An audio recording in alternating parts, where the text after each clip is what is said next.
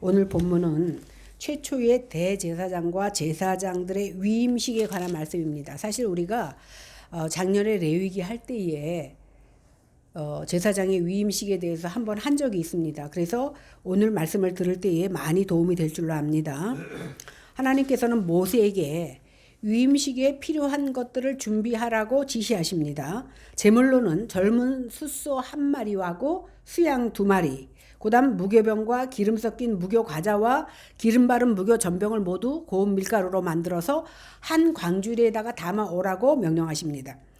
짐승도 물론 흠이 없어야 되지만 고운 가루로 만든 떡과 과자와 전병도 누룩이 없어야 하고, 그러나 기름은 바릅니다. 기름은 바르게 하지만 누룩은 없어야 됩니다. 이 모든 것들은 다 순전한 희생제물인 예수 그리스도를 예표하고 있다는 것을 우리가 전제하고 나갑니다. 이것들이 준비되면 위임식이 진행되는데 4가지 절차를 밟습니다. 첫 번째는 아론과 그 아들들을 회막문으로 데려다가 씻깁니다. 물로 씻깁니다.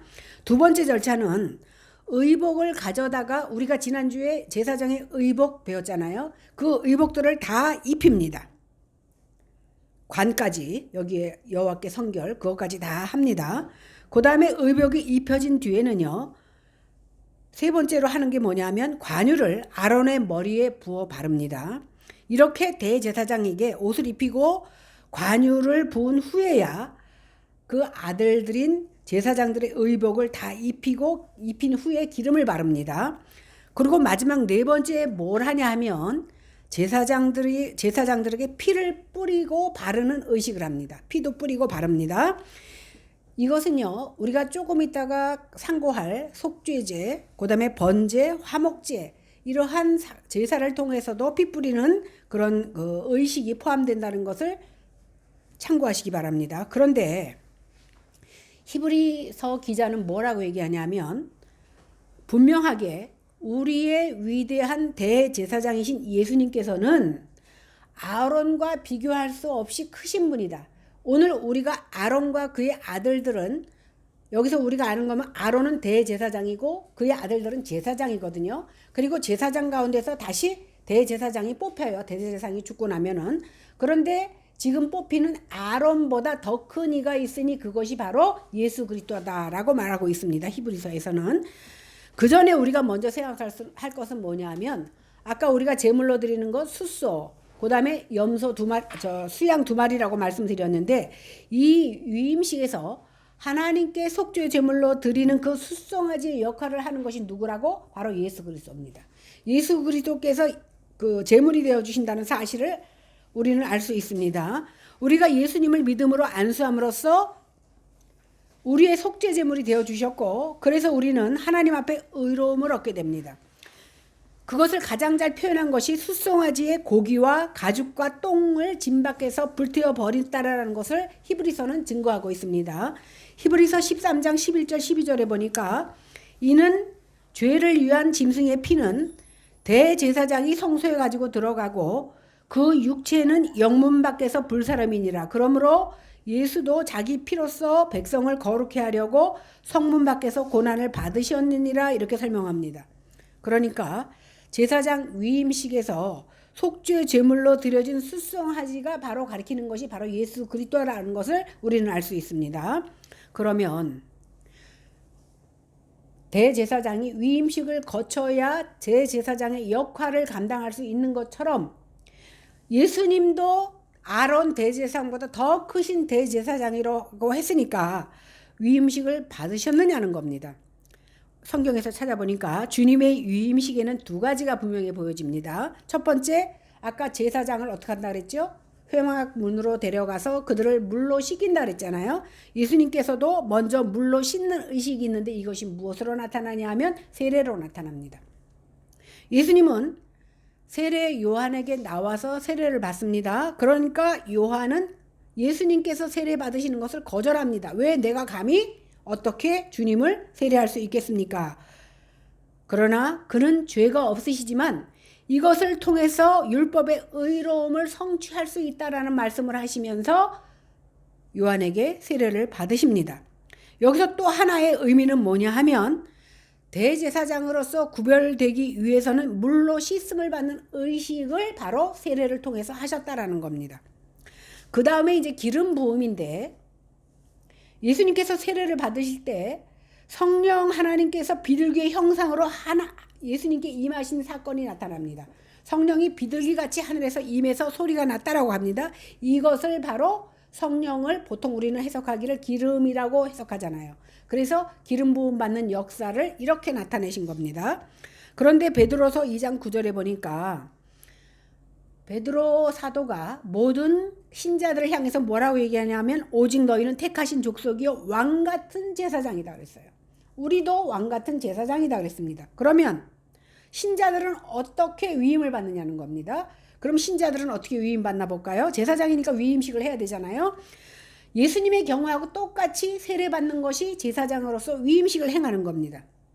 왜 그러냐면 세례는 우리의 부정함을 씻는 의식이고 또한 믿음으로 말미암아 하나님 앞에 의롭다 칭하는 그런 의식이기 때문입니다.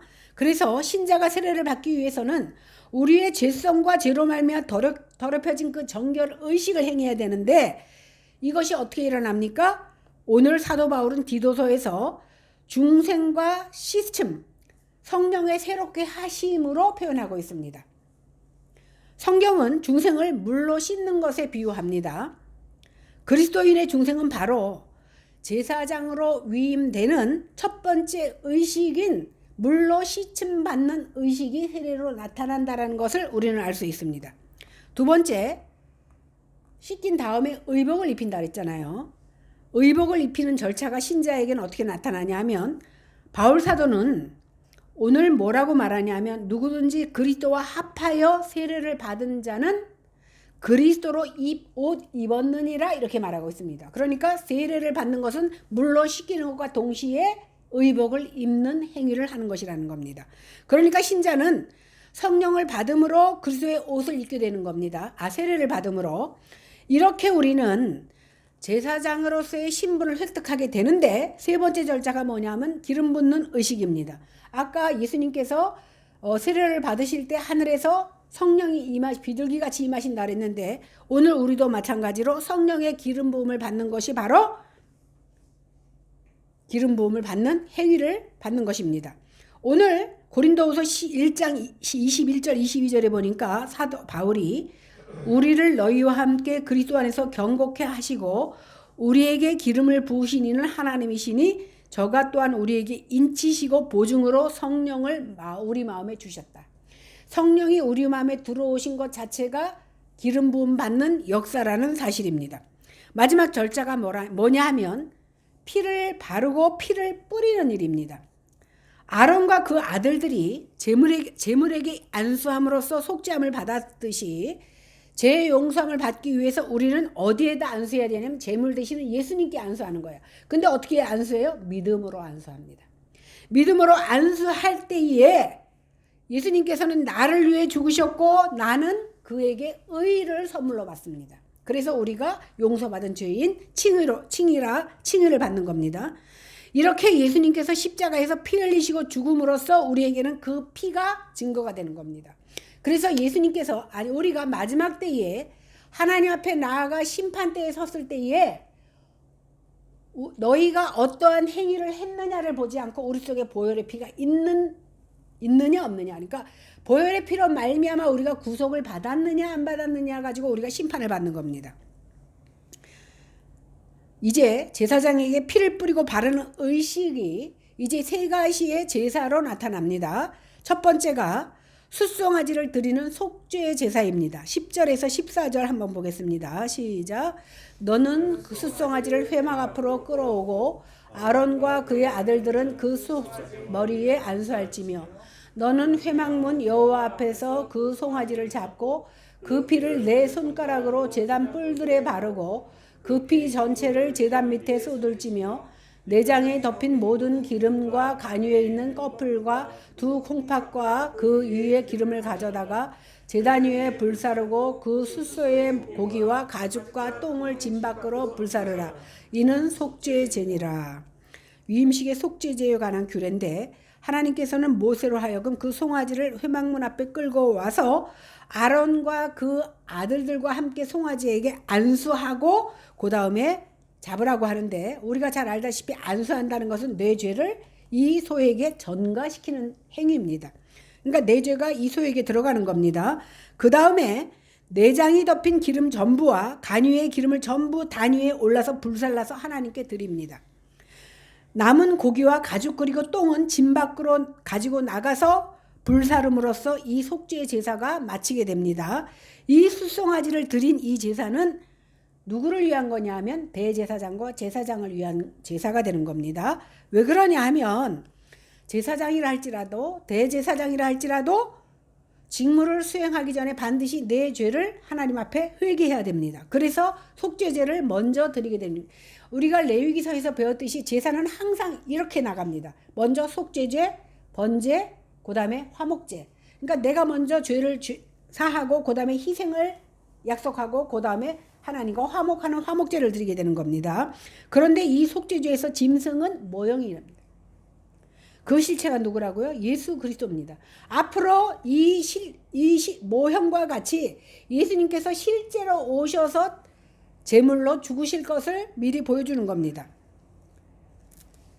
이제 우리는 예수를 믿기 때문에 더 이상 속죄제를 드리지 않아도 됩니다. 그런데 하나님께서는 당신의 독자 외아들을 택한 백성들의 죄를 대신 뒤집어 씌우고 죽임을 당하시는 속죄 제물로 앞으로 삼으십니다.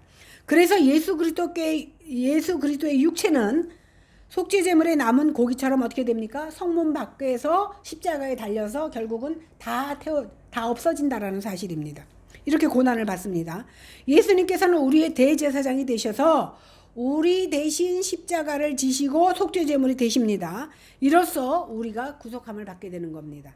그러면 두 번째로 수양으로 헌신의 제사를 드리는 번제. 그러니까 번제와 화목제는 다 수양으로 드려집니다. 15절에서 18절을 보겠습니다. 시작. 너는 또 수양 한 마리를 끌어오고 아론과 그의 아들들은 그 수양의 머리 위에 안수할지며 너는 그 수양을 잡고 그 피를 가져다가 제단 위에 주위에 뿌리고 그 수양에 각을 뜨고 그 장부와 머리는 씻어 각을 뜬 고기와 그 머리와 함께 두르고 그 수양 전부를 제단 위에 불사르라. 이는 여호와께 드리는 번제요 이는 향기로운 냄새니 여호와께 드리는 화제니라. 여기서 번제는 사실 내가 다 죽어야 되는 거예요. 희생이라는 것은 내가 죽어야 되는 거기 때문에 번제의 특징은 뭐냐 하면 각을 떠서 남김없이 다 태워버리는 겁니다. 그러니까 내가 완전히 죽어져야만 하나님 앞에 드려진다라는 사실입니다.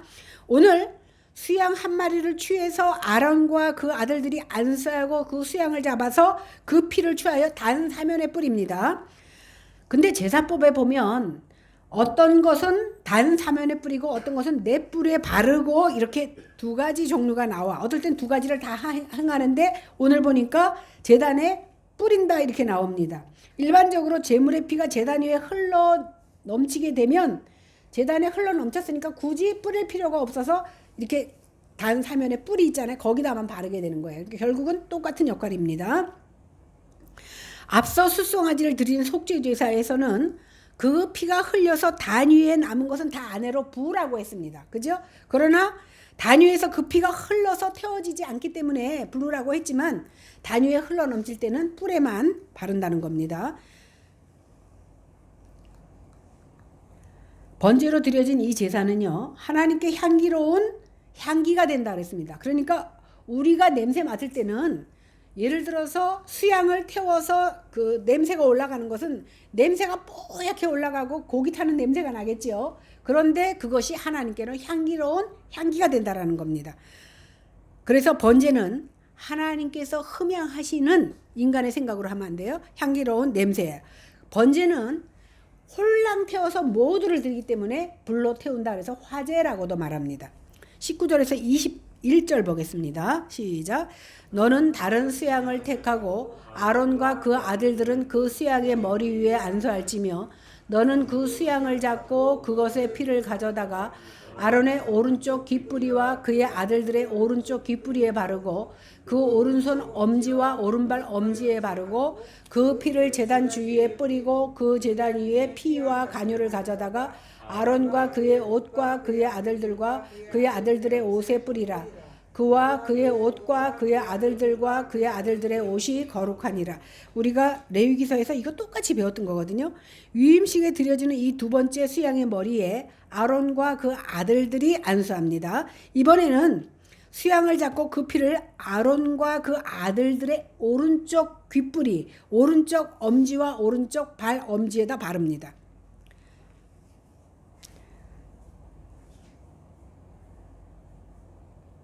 여기 피를 오른쪽 귓뿌리, 엄지손가락, 엄지발가락에 바르는 것은 온몸에 바르는 것을 상징적으로 표현하는 겁니다. 그리고 단위에 있는 피를 취해서 아론과 아들들의 옷에 뿌림으로써 제사장과 대제사장의 위임식의 절차를 마치게 됩니다. 오늘 히브리서 9장 22절에서 율법은 피로써 모든 물건을 거룩하게 한다고 했습니다. 그러니까 피가 없이는 죄가 사해지지 않는다라는 것을 말하고 있는 겁니다. 이렇게 피를 바르고 뿌림으로써 대제사장과 제사장은 이제 하나님을 섬길 수 있는 자격이 생기는 겁니다. 왜? 거룩해졌기 때문에. 22절에서 24절 보겠습니다. 시작. 또 너는 그 수양의 기름과 기름진 꼬리와 그것의 내장과 덮인 기름과 간 위의 꺼풀과 두 콩팥과 그것들 위의 기름과 오른쪽 넓적다리를 가지라. 이는 위임식의 수양이라. 또 여호와 앞에 있는 무교병 광주리에서 떡 한 개와 기름 바른 과자 한 개와 전병 한 개를 가져다가 그 전부를 아론의 손과 그의 아들들의 손에 주고 그것을 흔들어 여호와 앞에 요제를 삼을지며. 제가 이거 왜 그 무당들 막 부채 흔들고 방울 흔드는 거 그게 사실 성경적으로 요제거든요. 재물을 가지고 흔드는 것을 요제라고 그러고 들어 올리는 것을 거제라고 그래요. 근데 보면 아마 그 미신하는 사람들도 이런 예식을 본따지 않았나 이런 생각이 들어요. 고대 근동 지방에서는요. 왕의 대관식이나 아니면 대제사장들의 중요한 직책을 맡길 때에 위임을 받는 의식에 체험의 의식이라는 것이 있습니다. 이 체험의 의식이 뭐냐 하면 그 무엇인가를 그의 손에 쥐어주는 거거든요. 근데 이제 우리가 가령 이제 대관식이라 그러면 어떻게 돼요? 그가 왕의 통치의 지팡이인 호올이라 그러죠. 그것을 쥐어줘서 그가 왕의 권한을 행사할 수 있도록 쥐어주는 것을 체험의 의식이라고 합니다. 오늘 마찬가지로 제사장에게 일단 제물의 기름 부위와 오른쪽 넓적다리 하나를 구분해 놓습니다. 그러니까 체험의 의식으로 구분해 놓는 겁니다. 그리고 미리 준비해 두었던 무교병과 기름 섞인 무교 과자와 기름 받은 무교 전병들 중에서 각각 하나씩 앞에 수양의 부분들과 함께 아론과 그 아들 손에 쥐어줍니다. 그러면 그것들을 쥐고 하나님 앞에 흔듭니다. 흔드는데 이것을 갖고 요제라고 합니다. 이렇게 흔드는 것을 다시 하나님 앞에 드린 수양의 번제물인 노제단 앞에 와서 화제로 드리게 되는 겁니다. 26절에서 28절입니다. 너는 아론의 위임식 수양의 가슴을 가져다가 여호와 앞에 흔들어 요제를 삼으라. 이것이 내 분깃이니라. 너는 그 흔든 요제물 곧 아론과 그의 아들들의 위임식 수양의 가슴과 넓적다리를 거룩하게 하라. 이는 이스라엘 자손이 아론과 그의 자손에게 돌릴 영원한 분깃이요 거제물이나 곧 이스라엘 자손이 화목제의 제물 중에서 취한 거제물로서 여호와께 드리는 거제물이니라. 지금 위임식을 거행하는 분이 누구냐면 모세예요. 왜 그러냐면 아직 정식으로 대제사장이나 제사장이 위임받은 자가 없습니다. 그래서 이 제사를 통해서 제사장 역할을 하는 모세에게 하나님은 그 몫을 주십니다. 아까 뭐라고 그랬죠? 모세에게 위임식 수양의 가슴을 취하여 여호와 앞에 흔들어 유지라. 이 가슴 부분을 네가 가지라는 겁니다. 이것이 대제사장의 몫입니다. 그리고 모세는 이 위임식 수양의 가슴과 넓적다리를 따로 구별하여 이스라엘 자손이 아론과 그 자손들에게 돌릴 영원한 분깃으로 삼으라고 합니다. 우리가 앞으로도 보겠지만 화목제물은 계속해서 드려지잖아요. 백성들이 계속해서 드려질 때마다 이 넓적다리와 이 부분은 제사장의 몫이 되는 겁니다. 제사장이 혼자 다 못 먹어. 왜? 이스라엘 백성이 많기 때문에 화목제를 드릴 때마다 그 몫이 구별되어 있습니다. 그러면 그것은 제사장과 성서를 지키는 자들과 그의 가족들이 먹게 됩니다. 그래서 수양의 가슴과 넓적다리는 항상 구별되어서 제사장의 몫으로 남기는 겁니다. 하나님께서 백성들이 가지고 나오는 그 예물 중에서 하나님을 섬기는 그의 주의 종들을 백성들의 것을 사용해서 그들을 살도록 해주시는 겁니다. 오늘 디모데전서 5장 18절에 보니까 곡식을 밟았더는 소의 입에 망을 씌우지 말라고 하였습니다. 왜? 그 일꾼이 그 싹을 받는 것이 마땅하니라. 그러니까 사실은 성경적으로 봐도 목회자들이 일하는 소에게 망을 씌우지 말고 싹을 주어라 이렇게 말씀을 했어요. 그래서 받는 것이 사실은 마땅합니다. 그래서 이 제사 제도를 통해서 가슴과 넓적다리는 제사장의 목, 그 다음에 11조는 원래 제사장의 몫으로 레위족이 가질 수 있도록 되어 있는 겁니다. 그래서 백성들이 드린 제물과 허물 가운데서 자기 종들의 필요를 채우도록 이렇게 했습니다. 근데 우리 교회는 거의 11조가 많은데 11조 많은 걸 제가 다 가지면 우리 교회 이제 이거 운영이 안 돼요. 그죠? 그래서 많은 교회들이 사실 11조가 제일 많습니다. 그래서 그 부분에 성소를 운영하고 그 다음에 제사장의 몫으로 돌리는 겁니다. 29절 30절 보겠습니다. 시작.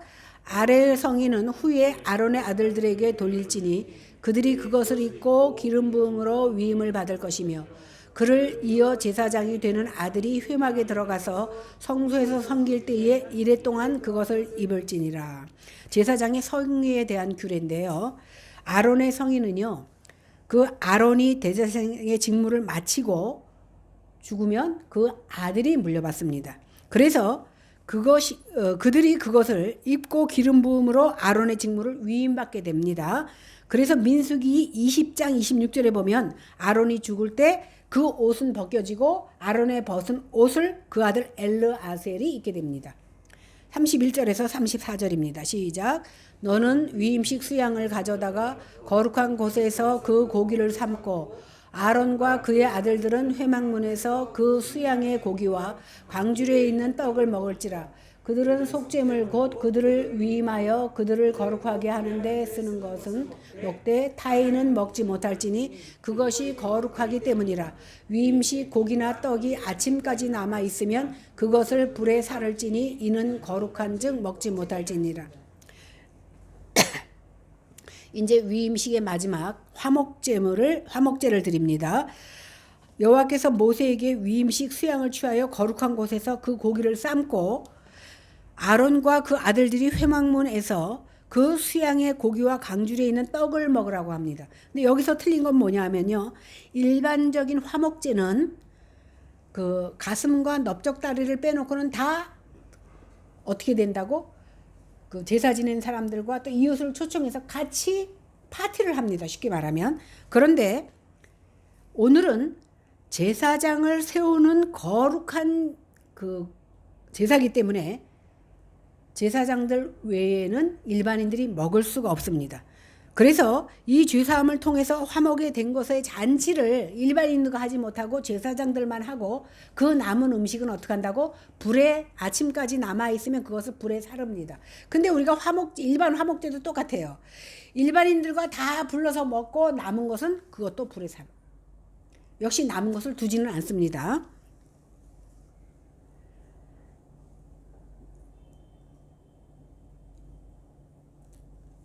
이 성찬식은 그러니까 나누어 먹는 것이 결국은 성도들의 교제로 이어지는데 이것을 우리는 어떻게 합니까? 애찬 곧 성찬식으로 표현됩니다. 보통의 화목제는 위임식에 사용된 고기나 이런 것을 다 나누어 먹기 때문에 우리는 나눔을 통해서 이렇게 애찬을 나누는데 오늘은 거룩한 위임식을 행하는 것이기 때문에 우리가 먹을 수 없습니다. 그리고 아침까지 남으면 그것을 불살라 버립니다. 이것을 통해서 우리는 앞으로 예수 그리스도와 함께 먹고 마시는 것에 대한 예표로 우리에게 주셨다라는 것을 알 수 있습니다. 35절에서 42절은 길기 때문에 읽지는 않고 내용을 제가 말씀드리겠습니다. 위임식은 7일간 계속됩니다. 7일 동안 매일 숫송아지를 드렸는데 이것은 번제단을 거룩하게 위한 제사입니다. 번제단 우리가 배웠잖아요. 번제단이 성소에 들어가면 제일 크다 그랬잖아요. 그 번제단을 거룩하기 위한 제사를 드립니다. 왜 그러냐 하면 성소도 마찬가지고 번제단이나 모든 기물들을 누가 만들었어요? 식양은 하나님께서 지시하셨지만 사람이 만들었어. 그러니까 죄인된 사람이 만든 것을 하나님이 거룩하게 받지 못하신다라는 겁니다. 우리가 제사장이나 대제사장이 먼저 하나님 앞에 나아갈 때 자기를 위한 속죄를 드린 것과 마찬가지로 이 제단을 향하여서도 7일간 하나님 앞에 제사를 드립니다. 왜? 그래야만이 하나님 앞에 거룩된 것으로 성물로 드려질 수 있기 때문입니다. 이렇게 죄인에게서 나오는 것은 어떤 것도 하나님께 받아들여질 수 없기 때문에 그러한 단계를 거쳐서 하나님 앞에 거룩하게 구별된다라는 사실입니다.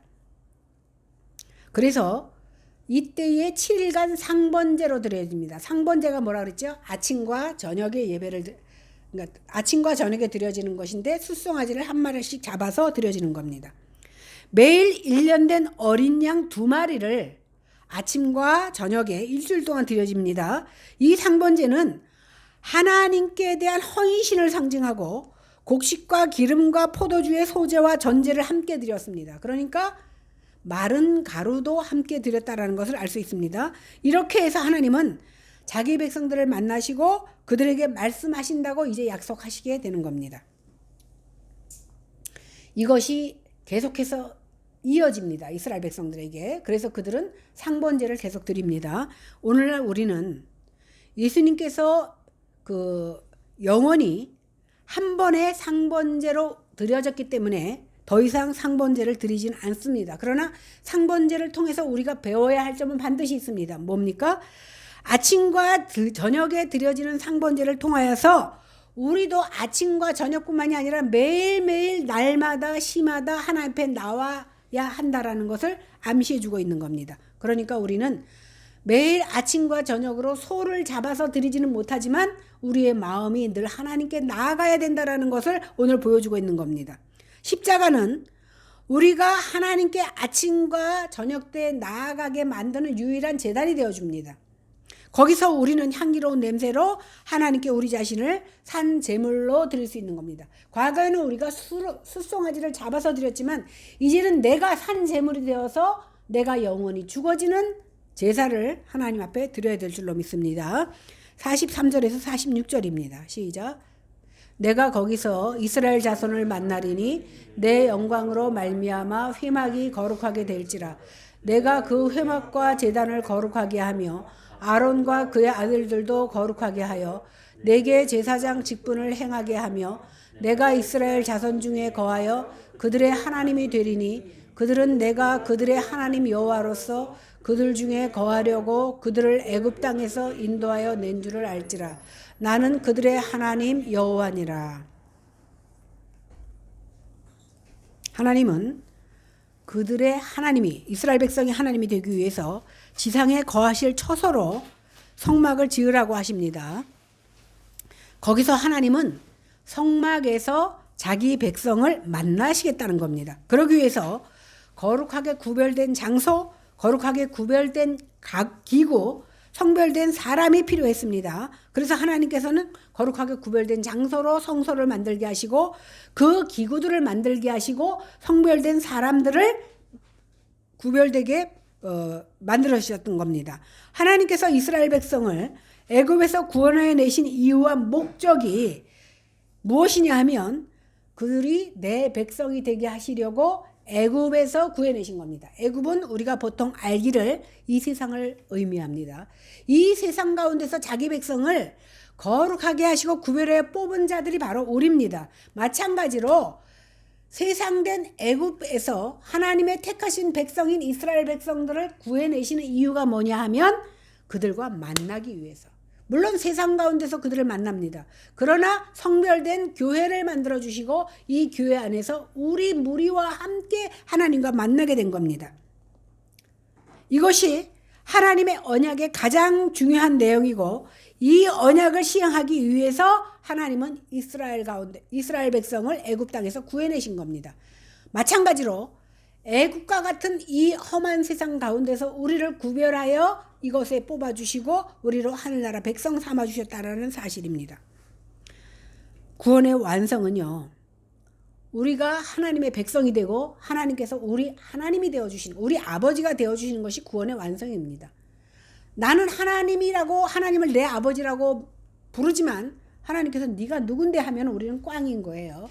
마찬가지로 하나님께서 나의 택한 백성, 너는 내 자녀다라고 인쳐주시는 것이 가장 큰 축복인 줄로 믿으시기를 바랍니다. 이런 점에서 성막이라는 것은 하나님의 구원 계획의 목적인, 하나님께서 그들의 하나님이 되시고 그들 중에 거하시고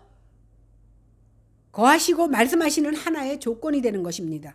이런 점에서 성막이 하나님의 구원 계획의 중심이다라고 우리는 말할 수 있습니다. 영광 가운데 거하시는 하나님께서 지상에 내려오셔서 자기 백성 중에 거하시기 위해서 거룩한 곳이 필요했는데 그 거룩한 곳이 바로 이 성전인 것입니다. 사실 보면 거룩하신 하나님께서 아무리 씻고 아무리 닦아도 거룩해질 수 없는 인간들의 마음속에 오셔서 영원히 떠나지 아니하시고 그것을 당신의 거룩한 처소로 삼으시는 것, 이것이 얼마나 큰 기적인지 모릅니다.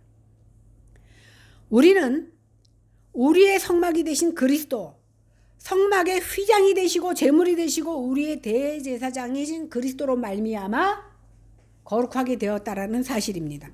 오직 그리스도 안에서 죄인을 하나님의 흠없는 거룩한 자녀로 만들어 주셨다라는 사실입니다. 이것이 교회고 이것이 성도입니다. 그러므로 그리스도의 피 흘리심으로 이루어진 이 놀라운 은혜를 아는 백성은 이제 그분의 영광을 자신의 존재와 인생의 유일하고도 궁극적인 목적으로 삼고 살아야 돼요. 그런데 우리는 사실 얼마나 사소한 것에 하나님을 버립니까? 그죠? 얼마나 사소한 것에 그렇게 물론 자기한테는 중대하지만 자기의 중대함이 영혼의 영원한 삶과 바꿀 만한 중대함은 아니거든요. 그럼에도 불구하고 우리는 사소한 것에 하나님과 바꿔치기 하는 것을 우리는 잘 알 수 있습니다. 이런 것을 알면서도, 그럴 줄을 알면서도 아무리 말해도 거룩해지지 않는 우리를 거룩하게 하시고 하나님의 자녀로 삼으신 은혜에 우리는 감사해야 될 줄로 믿습니다.